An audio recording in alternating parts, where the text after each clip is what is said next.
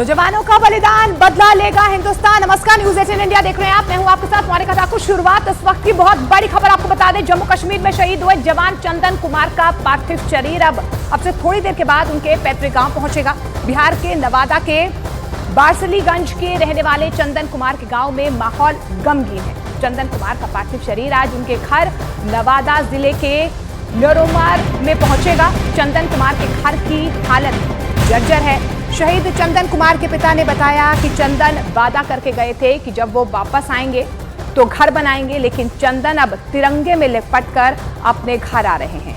गांव वालों की भी आंखें नम हैं। तस्वीरें आप देख पा रहे हैं, बिहार के नवादा की तस्वीरें जहां पर चंदन का घर था।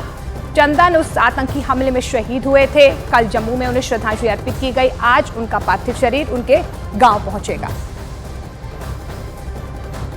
उनके पिता हमारे साथ मौजूद हैं। ये बताइए कि आप चाहते क्या हैं? आप सीधे तौर पर ये कह रहे हैं कि राज्य सरकार की ओर से कोई आया नहीं पूछने के लिए आपको? हम तो राज्य सरकार ने तो कोई हमको पूछा ही नहीं, पूछ नहीं रहा है कोई। अच्छी नहीं, जैसे कि लगता है कि बिहार सरकार में सरकार है ही नहीं है। ऐसी बात है कि बिहार सरकार में लगता है कि सरकार है ही नहीं है। इसे लगता है कि हमारे चंदन के जगह पर वही चला गया है। ये हाल है। तो हमको जो कहना है तो हम किससे कहें, किससे हावड़ा हम करें? राज्य सरकार से क्या चाहते हैं आप?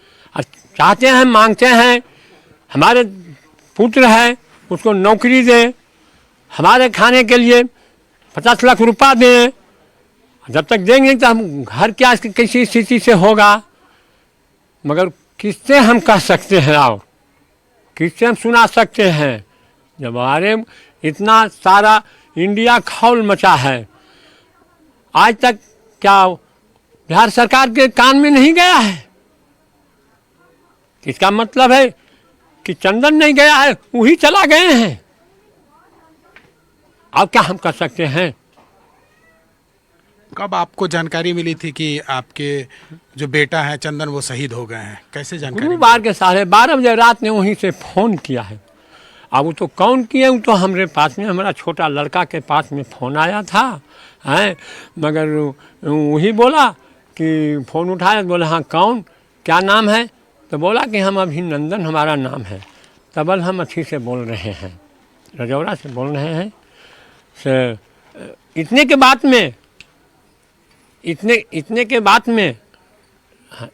बाद में उनको थोड़ा सा समझाने लगा। समझाते हुए वो बोले, समझाते हुए बोले। और उसके बाद में इतने बोले कि आपका भाई शहीद हो गया। और उसके बाद मोबाइल काट दिए। उसके बाद फिर मोबाइल इधर से कितने लगाते रहे, फिर वो मोबाइल लगा नहीं। आज इंतजार हो रहा है पार्थिव शरीर के आने का? आज का इंतजार हो रहा है उनका पार्थिव शरीर का। और पुंछ में शहीद हुए 4 जवानों का आज अंतिम संस्कार होगा। चारों जवानों के पार्थिव शरीर हेलीकॉप्टर के जरिए उनके गांव पहुंच रहे हैं। 4 शहीद जवानों में 2 उत्तराखंड के रहने वाले थे, 1 उत्तर प्रदेश और 1 बिहार के रहने वाले थे। चमोली के रहने वाले शहीद वीरेंद्र सिंह और उत्तराखंड के कोटद्वार के रहने वाले शहीद गौतम कुमार का पार्थिव शरीर उनके घर पर थोड़ी देर में पहुंचेगा। वहीं कानपुर के रहने वाले करण यादव और बिहार के नवादा के रहने वाले चंदन कुमार का पार्थिव शरीर भी हेलीकॉप्टर के जरिए उनके पैतृक गांव के लिए रवाना किया जा चुका है। इससे पहले कल पुंछ में शहीद जवानों को सेना ने नम आंखों से श्रद्धांजलि दी थी। तस्वीरें आपको दिखा रहे हैं। कल उन्हें अंतिम विदाई दी गई थी और इसके बाद अब उनका पार्थिव शरीर जो है उनके पैतृक गांव पहुंचाया जा रहा है, जहां पर आज उनका अंतिम संस्कार होगा। तो उत्तराखंड के वीर सपूतों को उत्तराखंड के मुख्यमंत्री पुष्कर सिंह धामी ने अब से थोड़ी देर पहले ही 2 वीर सपूतों को श्रद्धांजलि अर्पित की है। पुंछ हमले में उत्तराखंड के 2 वीर सपूत शहीद हुए हैं। नायक वीरेंद्र सिंह और राइफलमैन गौतम कुमार का पार्थिव शरीर देहरादून पहुंचा, जिसके बाद सीएम पुष्कर सिंह धामी ने दोनों वीर सपूतों को श्रद्धांजलि अर्पित की। ये दोनों जवान 21 दिसंबर को पुंछ में हुए आतंकी हमले में शहीद हुए थे। आज इन वीर जवानों का पार्थिव शरीर उनके पैतृक गांव में पहुंच चुका है और उनका अंतिम संस्कार अब से थोड़ी देर के बाद किया जाएगा। तो 3 तस्वीरें आप देख पा रहे हैं। शहीद वीरेंद्र सिंह की यह तस्वीर नम आंखों से पूरा देश आज इन वीर सपूतों को श्रद्धांजलि अर्पित कर रहा है। शहीद गौतम कुमार की तस्वीर आप देख पा रहे हैं। पुष्कर सिंह धामी यहां पर पहुंचे, उनके जो पार्थिव शरीर हैं वो देहरादून पहुंच चुके हैं। अब से थोड़ी देर के बाद उनका अंतिम संस्कार किया जाएगा। यहां पर श्रद्धांजलि अर्पित करते हुए मुख्यमंत्री पुष्कर सिंह धामी, देहरादून के 2 वीर सपूतों ने भी अपना बलिदान दिया है। पुंछ में 21 दिसंबर को जो आतंकी हमला हुआ जिसमें 4 जवान शहीद हुए, उनमें से 2 देहरादून के वीर सपूत भी थे। और वहीं कानपुर के रहने वाले शहीद करण यादव के गांव भावपुर में गमगीन माहौल है। गांव को अपने वीर सपूत का इंतजार है। आपको दिखाते हैं कानपुर से न्यूज़ 18 इंडिया की रिपोर्ट। हम मौजूद हैं शहीद करण यादव के घर पर। कानपुर का भावपुर गांव का रहने वाले थे शहीद करण यादव और उनकी पार्थिव शरीर को किसी भी वक्त इस गांव में लाया जा सकता है।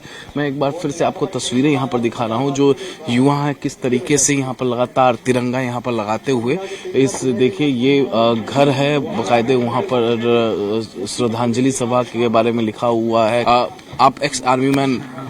जी, एक्स आर्मी मैन। गांव के 30 से ज्यादा बच्चे जो हैं सेना में है, आर्मी में है इस वक्त। भावपुर के कम से कम 30 से 32 जवान हैं जो आर्मी में हैं। कुछ रिटायर्ड हैं, कुछ ऑन सर्विस हैं। जी, पूरी तैयारी यहाँ पर कर ली गई है और यहाँ पर देखिए ये सभी इसी गांव के रहने वाले लोग हैं। और जब से इन लोगों ने सुना शहीद करण यादव के बारे में, राजौरी सेक्टर में आतंकियों को मुंहतोड़ जवाब देते हुए वो शहीद हुए हैं, उसके बाद से लगातार सबके आंखों में नमी है, आंखों में आंसू है, गुस्सा है पाकिस्तान को लेकर। और यहाँ पर पूरी तैयारी यहाँ पर की जा रही है। यहाँ तस्वीरों में आप देख पा रहे हैं। हमारे साथ इस वक्त मौजूद हैं बालक राम जी, जो कि शहीद करण यादव के पिता हैं। बहुत दुखदाई है जिस तरीके से पाकिस्तान ने एक कायराना हरकत किया है, आतंकवादियों के जरिए हमारे सेना के जवानों में पर हमला कराते हैं, जम्मू कश्मीर को डिस्टर्ब करते हैं। अभी क्या बातचीत हुई है? जो लोग, क्योंकि पत्नी और फूफा उनके बताया जा रहा है कि शहीद करण को लेने के लिए गए हुए थे। शहीद करण को लेने गए हुए थे। अब ये पता चला है कि देहरादून आ चुके हैं। देहरादून से वो कानपुर आते हैं। कहाँ आते हैं, मतलब लखनऊ जाते हैं कि कानपुर आते हैं, ये अभी क्लियर नहीं है। बाकी अगर कानपुर आ जाएंगे तो 10-11 बजे तक यहाँ भी आ सकते हैं, ये जानकारी मिली है। देखिए खबर तो बहुत दुखदाई है। तमाम तैयारियां भी इस वक्त आपके घर पे हो रही है, लेकिन जिस तरीके से पाकिस्तान इस तरीके की हरकत करता है उस पर क्या कहेंगे आप? पाकिस्तान को तो घुस करके जवाब देना चाहिए, क्योंकि वो बार बार यही करता रहेगा और आज तक करता रहा है। तो उसको इसका सीधा जवाब मिलना चाहिए। तो ये आतंकवाद ख़त्म हो, इससे मान लो जो है आगे वाले जो और भी मान लो बहुत से फौजी ऐसे हैं, वो भी हमारे लड़के हैं, उनके साथ इस प्रकार की हरकत ना हो। आज काफ़ी गर्व महसूस कर रहे हैं अपने बेटे पे, शहीद हुए हैं। अब बेटा हमारा शहीद हुआ है देश के लिए, उसने प्राणों की निछावर कर दी, उसका नाम अमर हो गया। अब सरकार के यही कहना चाहते हैं कि उसका नाम हमेशा के अमर रहे। ऐसी कोई प्रतिमा उसकी बनवा दें, उसके लिए रोड बनवा दें, तो उसका नाम चलता रहेगा। मुख्यमंत्री योगी आदित्यनाथ ने कहा है कि एक सड़क जो है शहीद करण के नाम पे होगा। प्रधानमंत्री मोदी से या सेना प्रमुख से, मुख्यमंत्री योगी आदित्यनाथ से कुछ आप कहना चाहते हैं, कुछ अपील करना चाहते हैं?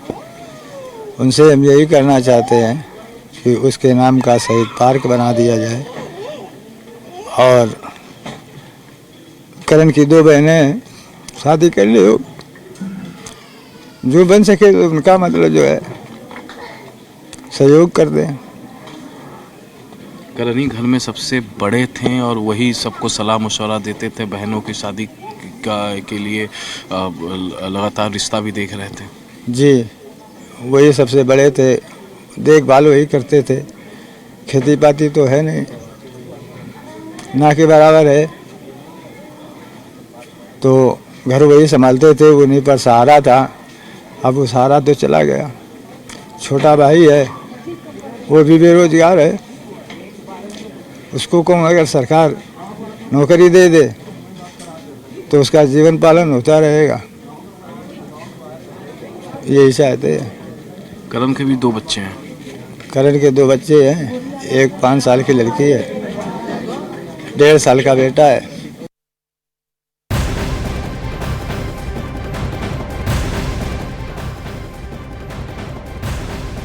इस वक्त की बड़ी खबर न्यूज 18 इंडिया पर आपको बता दें, यहां पर सेना के अधिकारियों के साथ बैठक करने के लिए आर्मी चीफ जम्मू पहुंच चुके हैं। आर्मी चीफ मनोज पांडे जम्मू पहुंचे हैं। तस्वीरें आप देख सकते हैं, सेना के अधिकारियों के साथ उनकी अहम बैठक होने वाली है। नॉर्दर्न कमांड के अधिकारियों और कोर कमांडर्स के साथ मनोज पांडे अहम बैठक करेंगे और इसे लेकर वो इस वक्त जम्मू पहुंच चुके हैं। तस्वीरें आपको दिखा रहे हैं। बड़ी खबर न्यूज 18 इंडिया पर इस वक्त की, थल सेना प्रमुख यहां पर जम्मू पहुंच चुके हैं, जहां वो सेना के अधिकारियों के साथ मुलाकात करेंगे, समीक्षा बैठक होगी, साथ ही पुंछ का भी वो दौरा करेंगे।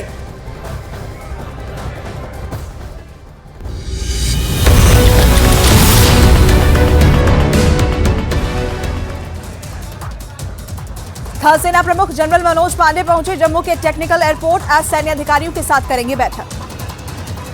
सेना प्रमुख उधमपुर स्थित सेना के नॉर्दर्न कमांड मुख्यालय में आर्मी और कोर कमांडर के साथ चर्चा भी करेंगे। राजौरी सुरनकोट में आतंकियों के खिलाफ ऑपरेशन जारी है। मौजूदा हालातों का जायजा लेने के लिए रक्षा मंत्री राजनाथ सिंह कल जम्मू जा सकते हैं। अखनूर में सुरक्षा बल ने सर्च ऑपरेशन के दौरान बॉर्डर से भारी मात्रा में हथियार और बारूद बरामद किए। मौके से 35,000 रुपए कैश भी मिले। एक दिन पहले इसी जगह पर सुरक्षा बल ने घुसपैठ की कोशिश नाकाम की थी और 2 आतंकियों को मार गिराया था। जम्मू कश्मीर के सांबा सेक्टर के रीगल अंतर्राष्ट्रीय सीमा के पास पुराना मोर्टार शेल बरामद हुआ है, जिसे बम निरोधक दस्ते ने नष्ट कर दिया। पुंछ हमले में शहीद जवानों के शव आज उनके घर पहुंचेंगे। एयरफोर्स के विमान से शहीद जवानों के शव को भेजा जा रहा है। बारामूला में रिटायर्ड एसएसपी मोहम्मद शफी की हत्या मामले में आरोपियों की तलाश जारी है। आतंकी हमले के तुरंत बाद ही सुरक्षा बलों ने पूरे इलाके को घेर लिया। जम्मू कश्मीर पुलिस ने लोगों को इलाके से दूर रहने की सलाह दी है। एक दिन पहले ही मोहम्मद शफी की हत्या हुई थी।